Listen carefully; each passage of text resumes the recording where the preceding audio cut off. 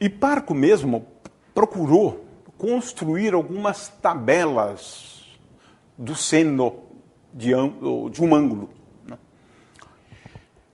E as tabelas mais sofisticadas foram construídas depois por Ptolomeu, aí já cerca de 100 anos depois de Cristo.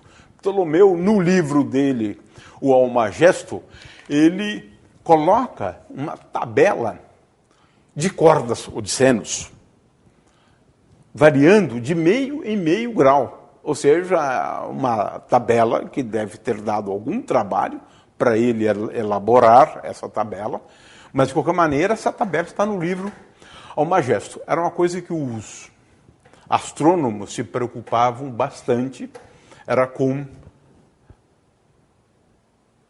a corda, ou seja, uma medida de um ângulo, ou uma forma de você medir um ângulo. Muito bem.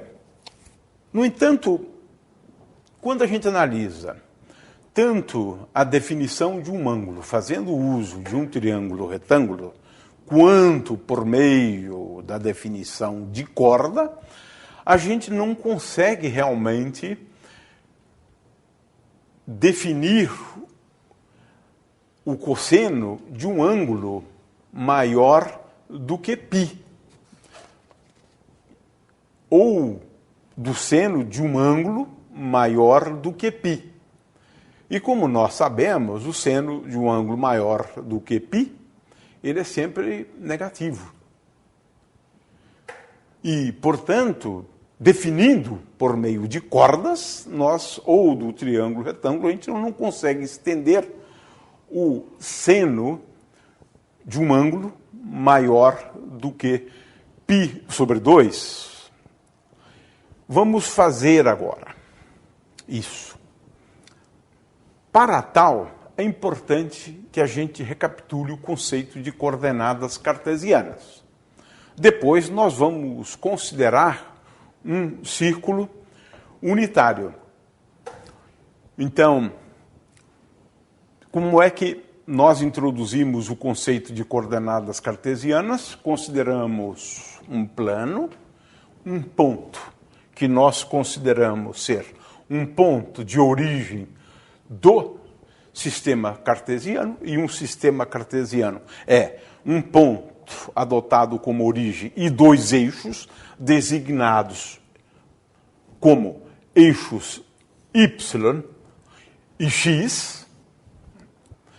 E agora nós sabemos muito bem como especificar as coordenadas de um ponto nesse sistema cartesiano, traçando sempre linhas tracejadas paralelas ao eixo y e paralelas também ao eixo x, como esta aqui, uma outra paralela ao eixo y, até se encontrarem. Esse ponto de encontro define o ponto, digamos, B, que nós estamos procurando a partir das suas coordenadas. O que é importante a gente ressaltar, isso está claro nessa figura, é que no plano cartesiano nós podemos definir 4 regiões distintas do plano cartesiano. Nessa primeira região, tanto as coordenadas x quanto y assumem valores positivos, porque é isso que significa a orientação desses dois eixos aqui. Nesta região, nós temos as duas coordenadas assumindo valores negativos.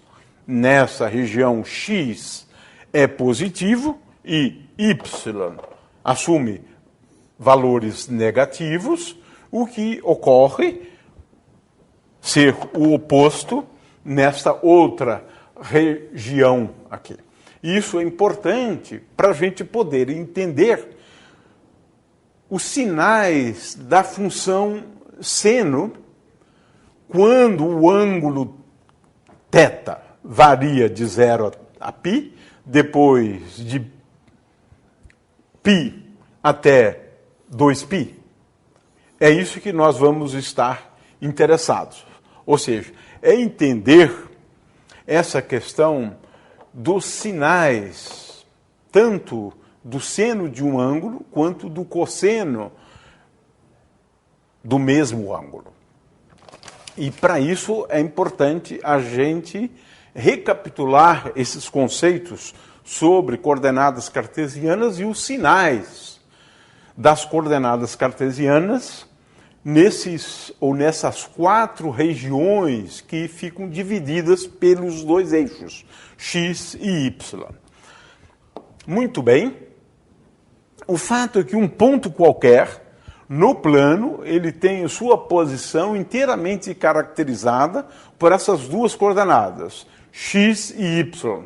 Sempre lembrando que x pode ser tanto positivo quanto negativo e y tanto positivo quanto negativo, porque é uma questão de convenção, é uma questão de orientação dos eixos. E isso é um aspecto bastante relevante. No caso, por exemplo, dessa bola, tanto o x e o y assumem valores positivos.